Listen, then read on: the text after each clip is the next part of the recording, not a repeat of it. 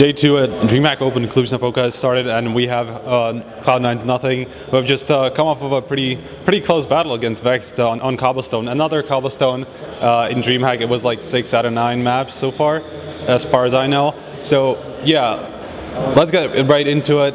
Let's get into this match first, because you have it still in your mind. You were pretty behind at one point. It was like 12-8, and you did quite a big switch up at like afterwards. What do you think? What can you say about the adaptation that you made? I'm trying to remember first gun round. Okay, so yeah, we lost pistol, which was just mind blowing.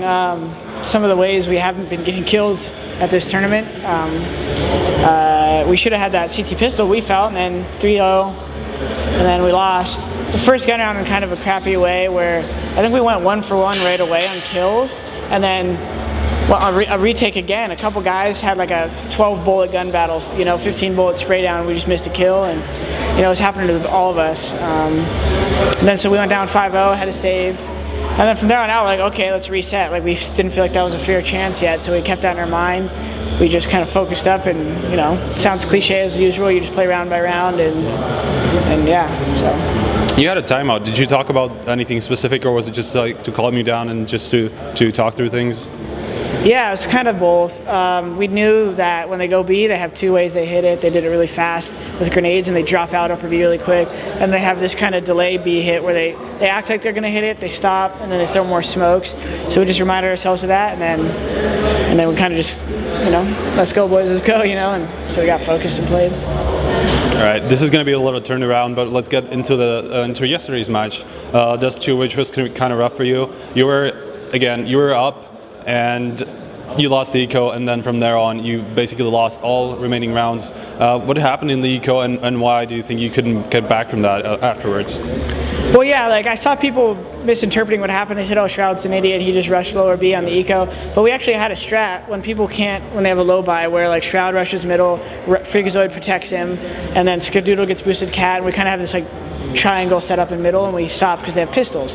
Well, they pre-smoked middle, and then Shroudy was going to run up, and then the guy got there so fast that he kind of stopped halfway, and then the smoke blocked Ryan from helping him, and then Shroudy tried to go lower, and it was just kind of a bad round, as you guys saw, and then that turned everything around. So in our mind, we didn't play that awful, we just lost some key rounds. Like the T-side pistol, we messed up a smoke and a Molotov that was supposed to be thrown.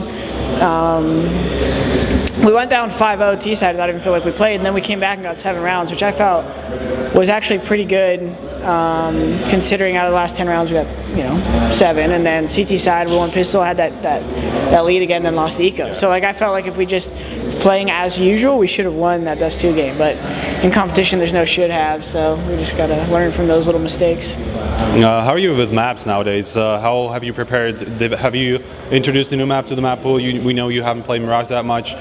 Previously you haven't played Inferno that much, and you had a kind of lackluster T sides, while the CD sides were kind of okay. So yeah, what are the map situations right now?